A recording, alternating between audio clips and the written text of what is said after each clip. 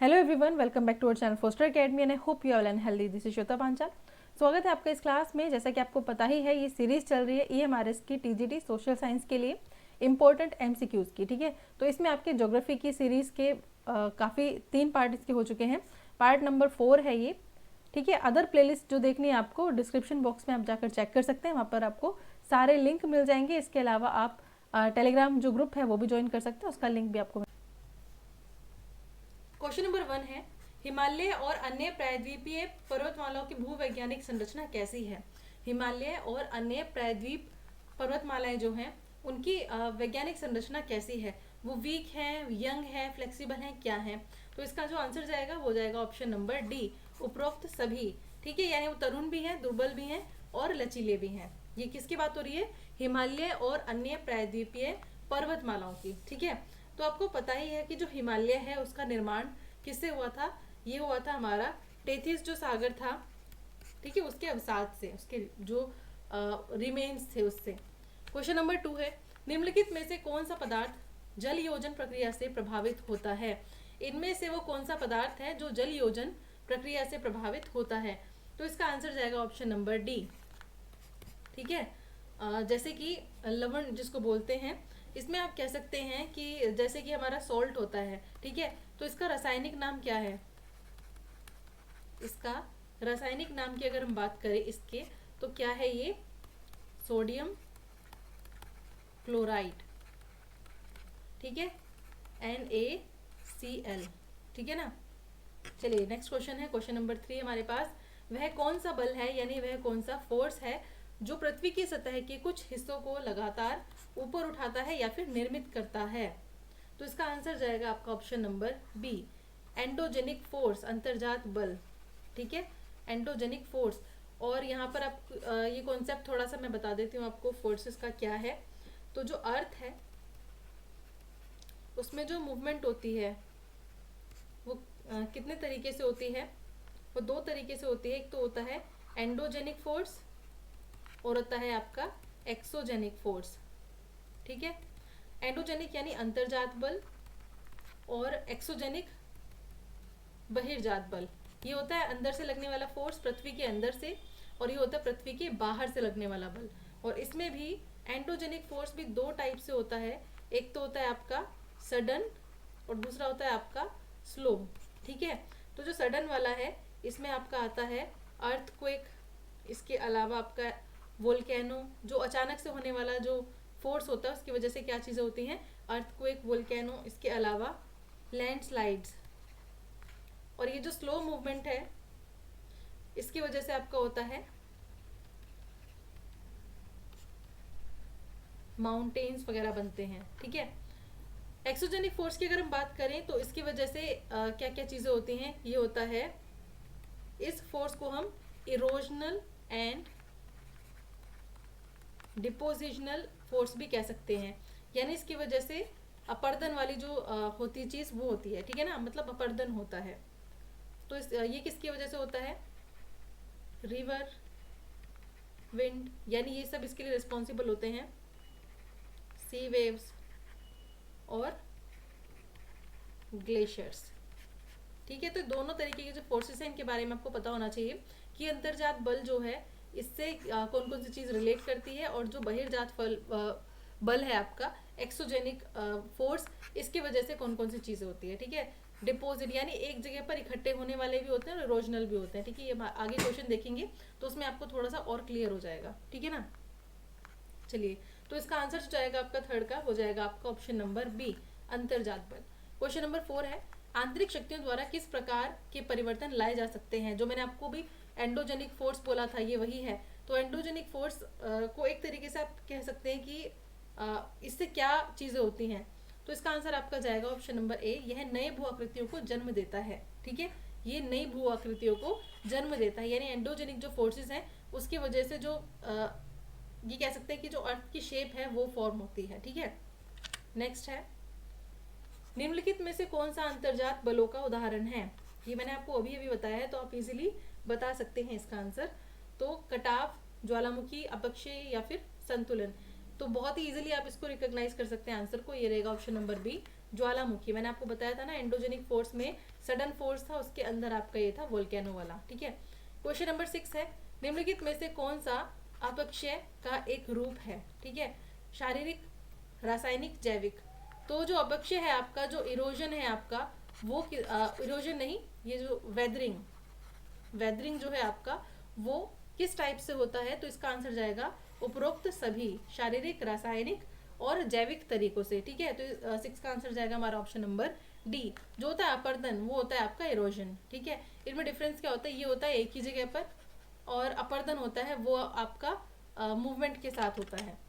Question number 7 है पानी को अपने अंदर से गुजरने देने की चट्टानों की क्षमता को क्या कहा जाता है। तो ये आप कुछ एक शेप देख रहे हैं। ठीक है, इसकी वजह से ये ही आपका जो ऑप्शन है पहचानने की कोशिश कीजिए।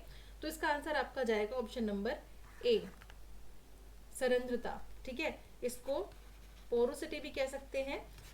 ये जो वर्ड है ये पोरोस वर्ड से आया है, जो कि ग्रीक वर्ड है और जिसका मतलब ही होता है छिद्र। ठीक है, इस तरीके से आपको याद रहेगा। तो ये शेप आप देख रहे हैं, इसमें छोटे छोटे से छिद्र हैं।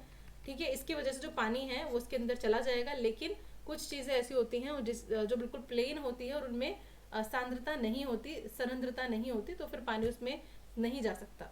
तो पानी को अपने अंदर से गुजरने देने वाली चट्टानों की जो क्षमता होती है उसको क्या कहते हैं, सरंध्रता।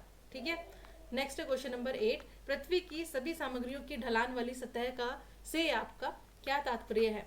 पृथ्वी की सभी सामग्रियों की ढलान वाली सतह से आपका क्या तात्पर्य है। तो इसका आंसर जाएगा आपका ऑप्शन नंबर ए, मिट्टी का कटाव। ठीक है, मिट्टी का कटाव, जिसको आप मृदा अपर्दन भी कह सकते हैं, यानी सोइल इरोजन। ठीक है, मृदा का कटाव या मिट्टी का कटाव। क्वेश्चन नंबर 9, ये मैंने आपको अभी बताया था वेदरिंग जो है उसमें क्या होता है, इसमें सामग्री की कोई गति नहीं होती, यानी जो मटेरियल है वो एक ही जगह पे, यानी जो चट्टाने वगैरह है वो टूट फूट कर एक ही जगह पर पड़ी रहती हैं। ठीक है, तो इसका मतलब क्या हुआ कि सामग्री की कोई भी गति नहीं है। ठीक है, क्वेश्चन नंबर 11 है आग्नेय चट्टाने हैं। आग्नेय जो चट्टाने हैं वो किस प्रकार की चट्टाने हैं। तो ये आपका आंसर जाएगा ऑप्शन नंबर ए, प्राथमिक चट्टाने। आग्नेय चट्टानों को प्राथमिक चट्टाने कहते हैं। आपको पता है जब जो मैग्मा है वो बाहर आके ठंडा हो जाता है जब, तो उससे क्या बनती है, चट्टाने बनती हैं, रॉक्स फॉर्म होती हैं। तो इन्हीं को हम क्या बोलते हैं, प्राथमिक चट्टाने, और इन्हीं को बोला जाता है आग्नेय चट्टाने। ठीक है, नेक्स्ट है अगर इसके कुछ एग्जाम्पल देखें हम आग्नेय चट्टानों के, तो ये आपका जाएगा ग्रेनाइट, इसके अलावा गैब्रो, नेक्स्ट है पेग्मेटाइट, बेसाल्ट। ये सब क्या है आपके प्राथमिक चट्टाने या फिर आग्नेय चट्टाने। नेक्स्ट है क्वेश्चन नंबर 11 अपक्षय जो है किसके लिए महत्वपूर्ण प्रक्रिया है। ठीक है, तो बताइए इसका आंसर। अभी आपका कॉन्सेप्ट बिल्कुल क्लियर होने वाला है। तो ये क्या है, ये किसकी महत्वपूर्ण प्रक्रिया है। तो इसका आंसर जाएगा आपका ऑप्शन नंबर बी, मिट्टी के निर्माण में। ठीक है, तो ये जो प्रक्रिया होती है ये मिट्टी के निर्माण में सबसे ज़्यादा इंपॉर्टेंट होती है, क्योंकि काफ़ी सारी चीज़ें क्या होती मिल जाती हैं इसमें, है ना। नेक्स्ट है क्वेश्चन नंबर 12 निम्नलिखित में से कौन सा सबसे कठोर खनिज है। ठीक है, सबसे कठोर वाला जो मिनरल है आपको वो पहचानना है कौन सा है। तो इसका आंसर जाएगा, कोई डाउट वाली बात ही नहीं है, इसमें आएगा आंसर आपका डायमंड यानी हीरा। क्वेश्चन नंबर 13 है निम्नलिखित में से कौन सा लौह खनिज है। ठीक है, निम्नलिखित में से कौन सा लौह खनिज है, बताइए इसका आंसर क्या जाएगा 13 का। इसका आंसर जाएगा आपका लौह अयस्क। ठीक है, यानी आयरन ओर, इससे ही तो बनता है ना लौह खनिज, इसी से ही तो निकाला जाता है। क्वेश्चन नंबर 14 है निम्नलिखित खनिजों में एक अधात्विक खनिज है, यानी अधात्विक खनिज कौन सा होता है, जो धातु वाला नहीं होता। ठीक है, तो इसका आंसर आपका जाएगा कोयला। ठीक है, तो कोयला आपका अधात्विक खनिज है, बाकी सब आपके धात्विक खनिज है, मेटालिक और नॉन मेटालिक। ठीक है, प्रायद्वीप में क्वेश्चन नंबर 15 है आपका प्रायद्वीप में शामिल अवशिष्ट पहाड़ियां कौन सी है। प्रायद्वीप में शामिल अवशिष्ट पहाड़ियां कौन सी है। तो इसका आंसर आपका जाएगा ऑप्शन नंबर डी, ये सभी हैं। अरावली रेंजेस है, नल्लामला है और वेलिकोंडा है। क्वेश्चन नंबर 16 उत्तर पश्चिमी हिमालय के प्रसिद्ध तीर्थ स्थान कौन से हैं। उत्तर पश्चिमी हिमालय के जो इम्पोर्टेंट है या फिर कह सकते हैं फेमस तीर्थ स्थान कौन से हैं। तो इसका आंसर जाएगा option number D, Vaishno Devi, Amarnath और फिर ये थर्ड वाला चरार ए शरीफ, ये सारे के सारे इंपॉर्टेंट है, ठीक है। तो ये सभी उत्तर पश्चिम हिमालय के ही पार्ट है। क्वेश्चन नंबर 17, उत्तर तथा उत्तर पूर्वी पर्वतमाला में कौन सी पहाड़ियाँ शामिल है? उत्तरी और उत्तर पूर्वी पर्वतमाला में कौन सी पहाड़ियाँ शामिल है? इसके लिए आपको मैप बनाना है घर पर, ठीक है। मैप लगा के रखिए और अपना पूरा का पूरा जो भी चीज़ जहाँ पर है उसको लोकेट करके रखिए। आप तभी इस चीज़ को अच्छे से समझ पाएंगे, याद रख पाएंगे। और आपको सभी को मैप रीडिंग तो आपको आनी ही चाहिए। मैप पे कहाँ चीज़ क्या है वो लोकेट करना आपको आना चाहिए, ठीक है, क्योंकि आजकल जो क्वेश्चन है उसी तरीके से बन रहे हैं। तो क्वेश्चन नंबर 17 का आपका आंसर जाएगा ऑप्शन नंबर डी, 1 और 2 दोनों, यानी उत्तर पूर्वी पहाड़ियाँ और हिमालय पर्वत। क्वेश्चन नंबर 18 है, झूम खेती को अन्य किस नाम से जाना जाता है? तो इसका आंसर आपका जाएगा उपरोक्त सभी, स्थानांतरी कृषि, स्लैश एंड बर्न, ठीक है। इसके अलावा और भी बहुत सारे नाम हैं, अदर कंट्रीज में भी कुछ और अदर नाम भी हैं, तो ये आपको पता होने चाहिए। क्वेश्चन नंबर 19 है आपके पास, वे चट्टानें जो मूल रूप से या तो अवसादी, आग्नेय या रूपांतरित थी, जिन्हें ताप और दबाव द्वारा और अधिक बदल दिया गया, ऐसी चट्टानें जो हैं वो क्या कहलाती हैं? तो इसका आंसर जाएगा आपका ऑप्शन नंबर सी, रूपांतरित, ठीक है।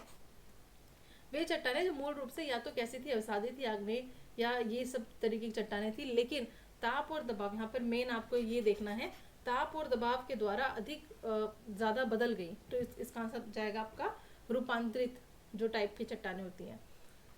क्वेश्चन नंबर 20 है, जिन खनिजों में धातु नहीं होती, आपको पता है चट्टानें 3 तरीके की होती हैं, ठीक है।